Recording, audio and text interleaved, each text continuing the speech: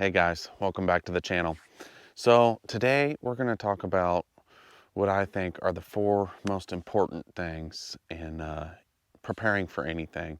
And these are going to be my four pillars of preparedness. So stick with me and we'll talk about it.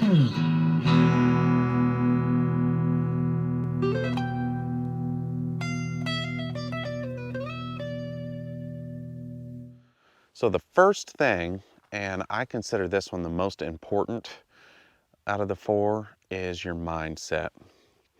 You want to keep your mind sharp at all times, and you want to be in a good state of mind.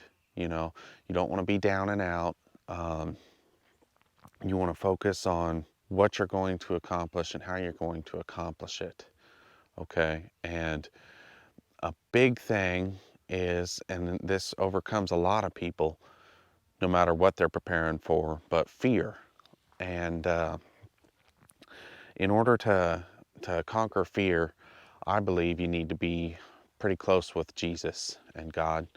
Um, See, once you've given your life to Him, then you're not necessarily afraid of anything, because what's the worst that could happen? You get sent to heaven. You know what I mean? So there's really nothing to be afraid of at that point.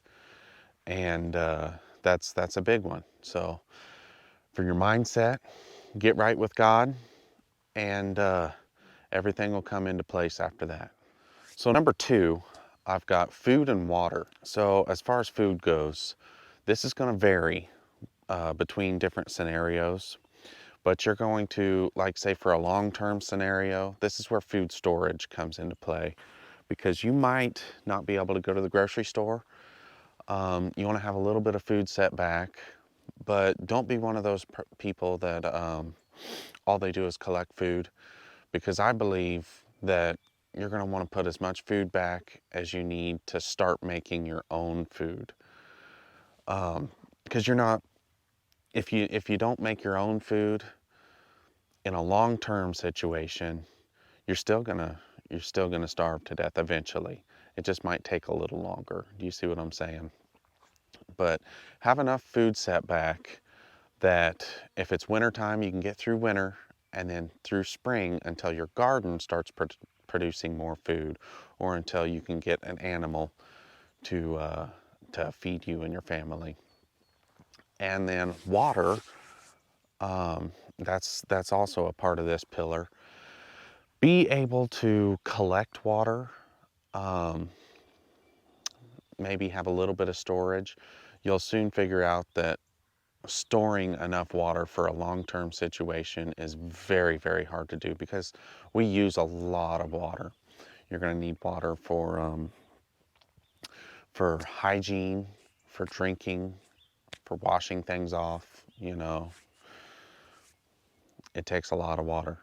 So be able to gather water, and if it's unclean, be able to either filter it or have a way to purify it, like boiling, chlorine, something along those lines. But that's very important. You need a way to eat and drink for you and your family. The third pillar is shelter. And this can be a lot of different things, okay? If you're bugging out, then your shelter is actually going to be probably a tent or a vehicle or something along those lines. If you're bugging in, your shelter is going to be your home. But just make sure that you're going to have a shelter for any type of scenario that happens. See, if you're preparing for getting stranded on the side of the road, and you can't use your vehicle, so you've got to be able to get home, have a tarp or something in your get home bag, and that can be your shelter. Something to keep you out of the elements, and to either keep you warm and dry or cool, you know, in the summertime. But keep all that in mind.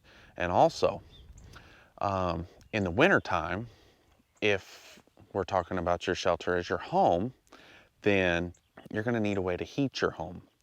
Do you have a fireplace or a wood stove? Because the power could very well go out. An ice storm, power usually goes out. You need a way to keep your house warm without the fear of filling it full of carbon monoxide. You know what I mean? Don't be one of those people that takes a charcoal grill inside, because people have done that and they die. They die when that happens. It fills up their home with carbon monoxide. They go to sleep for the night. They're warm, but they don't wake up after that. So keep that in mind. You need some type of ventilation if you're going to burn anything in your home. And then that brings us to our fourth pillar of preparedness, and that is protection.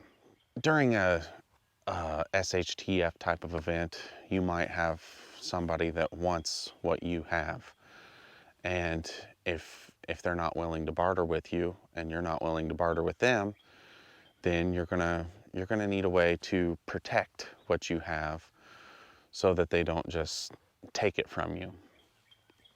Now, these type of people are often referred to as marauders, and you need a way to protect yourself from them. So what I would recommend is a firearm.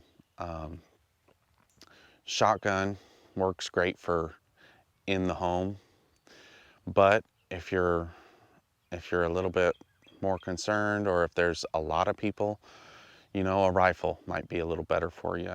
It'll hold more ammunition, could do a little more damage too, as far as out at range.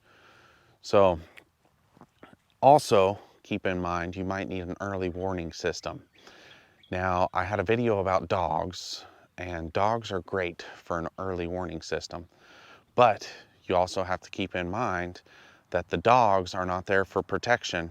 They're just there for an early warning system.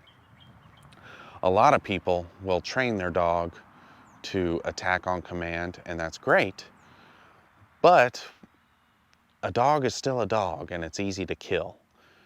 So, I mean, keep that in mind, people. If you're depending on the dog to save your life, it might not. You got to depend on yourself to do that. And then after the dog, you need to realize, okay, maybe you need a group. Family is a good place to start looking. People that you really trust, you're gonna want to weather the storm together.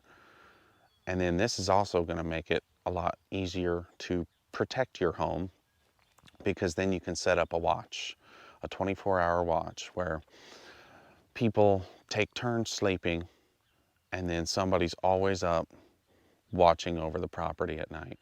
If you've got a giant garden and all heck is broken loose, there's going to be a lot of people that probably need that food because they didn't start a garden, or they can't go to the grocery store. So keep that in mind. I mean, there's going to be people that are always trying to get at what you have. So you always have to be there to protect it. And it's a lot of work, you know. Maybe practice a few of these things as far as the 4 pillars go. If you think you have a good way to haul water, maybe try it once or twice. See how it works. If you're on a well, this is probably the best source. However, wells take electricity, so you have to account for that as well. As long as you have electricity, you've got an endless supply of water, and it's good, clean drinking water normally. So anyway, guys, tell me what you think about this. If you have anything to add or take away, let me know in the comments. Until next time, we'll see you. Take care. Bye-bye.